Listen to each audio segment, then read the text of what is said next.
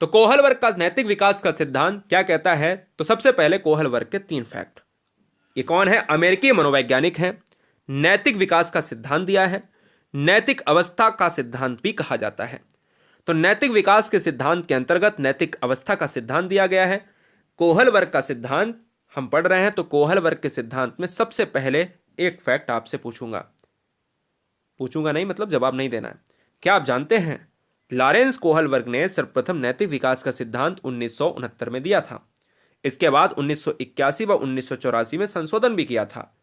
तो आपको लॉरेंस कोहल वर्ग का सिद्धांत मैं जितना पढ़ा देता हूं उतना ही आपके सिलेबस में है तो बहुत सारा, लेकिन सिलेबस में कितना है वो भी अभी आपको बहुत सारा देखने को मिलेगा जो मैं पढ़ाऊंगा। तो एक क्वेश्चन तो ये बन गया कि अमेरिका के साइकोलॉजिस्ट। दूसरा, नैतिक अवस्था का सिद्धांत किसने दिया? कोहल वर्ग ने। नैतिक सिद्धांत किसने दिया? कोहल वर्ग ने दिया। कितनी बार संशोधन हुए? 2 बार हुए। एक कब हुआ? 1981 में। एक कब हुआ? 1984 में। और कब दिया सिद्धांत? 1969 में। नैतिक व्यवहार जन्मजात नहीं होता है, कोहल वर्ग कहते हैं, बल्कि इसे सामाजिक परिवेश से सीखा या अर्जित किया जाता है। लॉरेंस कोहल वर्ग 1927 से 1987 के बीच में एक सिद्धांत लेकर आए, यानी 1927-1987 एक इनकी जर्नी रही है लाइफ की, और नैतिक विकास का सिद्धांत लेकर आए। और नैतिक विकास के सिद्धांत के अंतर्गत बताया कि इसके 6 चरण होते हैं। उसने पाया कि यह चरण सार्वभौमिक होते हैं। यह बात आप दिमाग में बैठा लीजिएगा, यूनिवर्सल होते हैं। कोहल वर्ग का नैतिक विकास का सिद्धांत 3 अवस्थाओं में बटा हुआ है और इसके 6 चरण होते हैं। मैं बार बार कहूंगा, यानी कोहल वर्ग के नैतिक विकास के सिद्धांत में अवस्थाएं अगर पूछे कि कितनी अवस्थाएं हैं तो तुरंत मार देना 3। यानी अवस्थाएं पूछे ऐसे कितनी हैं तो 3। अगर पूछे चरण कितने हैं तो कितने मारेंगे आप? तो 6 मारेंगे। ठीक है। तो कोहल वर्ग के सिद्धांत में नैतिक विकास की सिद्धांत की जो अवस्थाएं हैं उसमें अवस्था है भैया 3 हैं, और उसके सब स्टेज हैं, स्टेज के जो सब स्टेज हैं वो हैं 6, यानी 6 चरण। मतलब इसके भी 2, इसके भी 2, इसके भी 2। हम इसको जानेंगे। पहले तो इसको तो जान लीजिएगा कि पूर्व परंपरागत अवस्था में कितने साल की है? 4 से 10 साल की है। परंपरागत अवस्था 10 से 13 साल की है। उत्तर परंपरागत अवस्था 13 से ऊपर है। ठीक है ना। प्री कॉन्वेंशनल स्टेज जो है 4 से 10, कॉन्वेंशनल 13 से, पोस्ट कॉन्वेंशनल 13 वर्ष से अधिक। कोहल वर्ग का नैतिक विकास का सिद्धांत क्या कहता है मेरे लाल? कोहल वर्ग ने बच्चों के साथ 20 साल तक विशेष प्रकार के साक्षात्कार किए और उनमें जो स्टडी का निचोड़ निकला उसके बाद एक नैतिक विकास का सिद्धांत दिया। 20 साल तक दोस्तों अध्ययन किया, 20 साल तक साक्षात्कार किया, इंटरव्यू लिया और उसके बाद एक सिद्धांत दिया नैतिक विकास का सिद्धांत, जिसके 6 चरण बताए और 3 अवस्थाएं बताई जिन्हें आसानी से पहचाना जा सकता है। अब कैसे पहचाना जा सकता है ये जानते हैं। कोहल वर्ग का नैतिक विकास का सिद्धांत इन 6 चरणों में से प्रत्येक चरण नैतिक दुविधाओं को सुलझाने में अपने पूर्ण चरण से अधिक परिपूर्ण होते हैं। कोहल वर्ग का नैतिक विकास का सिद्धांत कहता है कि भैया हमारे सिद्धांत में 3 अवस्थाएं हैं, 6 चरण हैं। 6 चरण में प्रत्येक चरण नैतिक दुविधाओं को सुलझाने में अपने पूर्ण चरण से अधिक परिपूर्ण है। कोहल वर्ग का नैतिक विकास का सिद्धांत बालकों में चरित्र निर्माण या नैतिक विकास के संदर्भ में लॉरेंस कोहल वर्ग ने अपने अनुसंधान के आधार पर यह निष्कर्ष निकाला कि बालकों में नैतिक या चरित्र के विकास में कुछ निश्चित अवस्थाएं पाई जाती हैं। जो निश्चित अवस्थाएं कौन सी हैं? कुछ ऐसी अवस्थाएं हैं भैया, कहते हैं कि नैतिक अवस्थाओं के अंतर्गत एक ऐसा सिद्धांत कोहल वर्ग ने दिया जिसमें कुछ निश्चित अवस्थाएं हैं और उन अवस्थाओं के अंतर्गत बच्चा किस किस स्टेज से गुजरता है और क्या क्या करता है वही बताया है। तो आइए जानते हैं दोस्तों, इसमें सबसे पहले जो नैतिक अवस्था, नैतिक सिद्धांत, नैतिक विकास बार बार यूज हो रहा है, ये क्या है जो क्वेश्चन में एग्जाम में बनता है।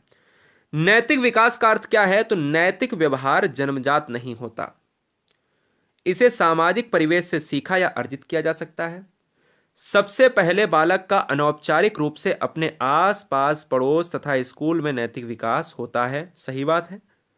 सबसे पहले परिवार में होगा, बाहर मैदान में होगा, स्कूल में होगा, मित्र मंडली में होगा, है ना। थोड़ा थोड़ा बाइगोस्की से रिलेट कर रहा। जब बालक का जन्म होता है तो वह ना तो नैतिक होता है ना तो अनैतिक होता है, ये अकॉर्डिंग टू कोहल वर्ग। आपको लॉक करना है अगर आ जाए। बल्कि वह अच्छा व बुरा का आचरण समाज से ही सीखता है। इसलिए कहा जाता है कि विकास की प्रक्रिया वातावरण की महत्वपूर्ण भूमिका लेकर आती है। ठीक है ना, याद रखिएगा। अब आइए थोड़ा सा एक्सपैंड रूप में जान लेते हैं थोड़ा सा अच्छे लेवल में जान लेते हैं कि ये अवस्थाओं में किस तरीके की अवस्था, ज़्यादा नहीं, 1 2 3 4 5 6 7 7 स्लाइड हैं आपको, 7 8 9 स्लाइड हैं। इसके बाद इस वीडियो को खत्म करेंगे, यानी इस वीडियो के सिद्धांत को खत्म करेंगे। अब देखिएगा पूर्व नैतिक अवस्था में क्या देखा जाता है। पूर्व नैतिक अवस्था में दोस्तों देखा जाता है, नैतिक स्तर में देखा जाता है कि यह अवस्था कितने साल की है, 4 से 10 साल की है। यह पहली अवस्था है, और ये पहली अवस्था है दोस्तों, तो इसकी 2 सब स्टेज है, यानी 2 चरण है, आज्ञा एवं दंड की अवस्था और अहंकार की अवस्था।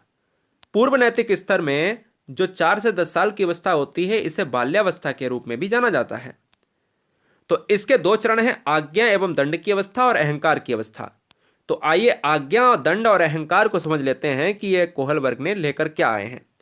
आज्ञा एवं दंड की अवस्था जो कहती है, कहता है कम आयु व अपरिपक्व होने के कारण बच्चा डरता है कि काम किया जाए या ना किया जाए, दंड से बचने के लिए। यानी अगर वो करता है बुरा काम तो उसको पता है कि ये दंड मिलेगा, और अच्छा काम करेगा तो दंड नहीं मिलेगा। तो बच्चा अपरिपक्व होने के कारण बच्चा डरता है कि काम किया जाए या ना किया जाए, जिसे दंड ना मिले। परिवार के सदस्य बच्चे को कार्य करने का आदेश देते हैं, और उस कार्य को ना किया जाए बच्चे के द्वारा तो उसे दंडित भी किया जाता है। तो अगर क्वेश्चन में आ जाए कि भैया एक व्यक्ति एक बच्चे को कार्य देता है, ना करने पर बच्चा दंडित किया जाता है, तो बताइए वो कौन से कोहल वर्ग के सिद्धांत के अंतर्गत आएगा। तो वो आज्ञा एवं दंड की अवस्था के अंतर्गत आएगा, पूर्व नैतिक स्तर के पहले पॉइंट पे, पहले चरण में आएगा। दूसरे में है दोस्तों अहंकार की अवस्था, स्टेज ऑफ ईगो। जैसे जैसे बच्चे की आयु बढ़ती है वह परिपक्व होता है। यदि उसका उद्देश्य झूठ बोलने से पूरा होता है तो वह झूठ बोलेगा, भूख लगने पर चुरा कर खा लेगा और कहेगा कि मैंने नहीं खाया, मम्मी मैंने नहीं खाया, क्योंकि यह स्टेज ऑफ ईगो ये पहले अवस्था के दूसरे चरण में आती है। तो ये क्रियाएं अहंकार की अवस्था में आएंगी। तो अहंकार इस तरीके का है, भाई मैंने नहीं खाया, देखो जाके अपना। दूसरी अवस्था यह है, इसके भी 2 चरण हैं, इसके भी दोस्तों 2 चरण हैं। यह अवस्था 10 से 13 साल की है। इसे 2 उप स्तर में बांटा गया है। एक है प्रशंसा की अवस्था, स्टेज ऑफ एप्रिसिएशन। दूसरा है सामाजिक व्यवस्था के प्रति सम्मान की अवस्था, stage of respect for social system. प्रशंसा की अवस्था कब होगी और सामाजिक व्यवस्था के प्रति सम्मान की अवस्था कब होगी, आइए जानते हैं। प्रशंसा की अवस्था की बात करें तो इस अवस्था में बच्चा जो भी करता है वह दूसरे लोगों के द्वारा उसकी प्रशंसा करने के लिए करता है। बच्चा उस स्टेज में है कि बच्चा चाहता है कि हम कुछ ऐसा अच्छा करें जिससे हमारी प्रशंसा हो, हमारी बड़ाई हो। ठीक है, तो कुल मिलाकर अगर क्वेश्चन आ जाए कि अगर कोई बच्चा ऐसा कार्य करता है कि उसके द्वारा यानी लोगों के द्वारा उसकी प्रशंसा हो, तो वो कौन से स्टेज के अंतर्गत आता है कोहल वर्ग की, तो प्रशंसा की अवस्था के अंतर्गत आता है, परंपरागत नैतिक स्तर की अवस्था के अंतर्गत आता है। दूसरी ओर समाज के सदस्य बच्चे से विशेष अपेक्षाएं करने लगते हैं, तो समाज उन्हें स्वीकृत देता है कि भाई तुम अच्छे बच्चे बनो, अच्छा काम करो जिससे तुम्हारी प्रशंसा हो। ठीक है, याद रखिएगा। दूसरा है सामाजिक व्यवस्था के प्रति सम्मान की अवस्था। यह दूसरी स्टेज है और दूसरी स्टेज का दूसरा चरण है। नैतिक विकास की उप अवस्था अत्यंत महत्वपूर्ण मानी जाती है। कोहल वर्ग के अनुसार समाज के ज्यादातर सदस्य नैतिक विकास की इस अवस्था तक पहुंच जाते हैं। इस अवस्था में प्रवेश करने से पहले बालक समाज को केवल इसलिए महत्वपूर्ण मानता है कि उसकी प्रशंसा करता है। वह समाज को स्वयं एक लक्ष्य मानने लगता है। समझ में आया, याद रखिएगा। और तीसरी और अंतिम अवस्था है उत्तर परंपरागत अवस्था। कोहल वर्ग की तीसरी और अंतिम अवस्था है उत्तर परंपरागत अवस्था, जो मैं आपको दिखा रहा हूं यहां पर। उत्तर परंपरागत अवस्था 13 वर्ष से अधिक वाले बच्चों के लिए है। 13 वर्ष के ऊपर जो बच्चा होता है वो उत्तर परंपरागत अवस्था के अंतर्गत जाता है। इसमें पहली सब स्टेज आती है समाज के साथ संबंध। कोई भी बालक इस अवस्था में समाज के प्रति अच्छा कार्य करता है। वह नहीं चाहता कि समाज के साथ उसका समझौता टूटे, क्योंकि बच्चा बड़ा हो चुका है, 13 वर्ष से ऊपर हो चुका है। कोई ऐसा समाज के विरोध में कार्य नहीं करेगा जिससे उसका समाज के साथ समझौता टूटे। समाज के बनाए हुए नियम पर चलता है, सही नियम पर चलता है। दूसरी इसकी सब स्टेज है सार्वभौमिक संबंध। इस अवस्था में बालक विवेक का प्रयोग करता है और कुछ नियम अपने आप से बनाता है। वह सोचता है कि समाज में क्या अच्छा है क्या खराब है।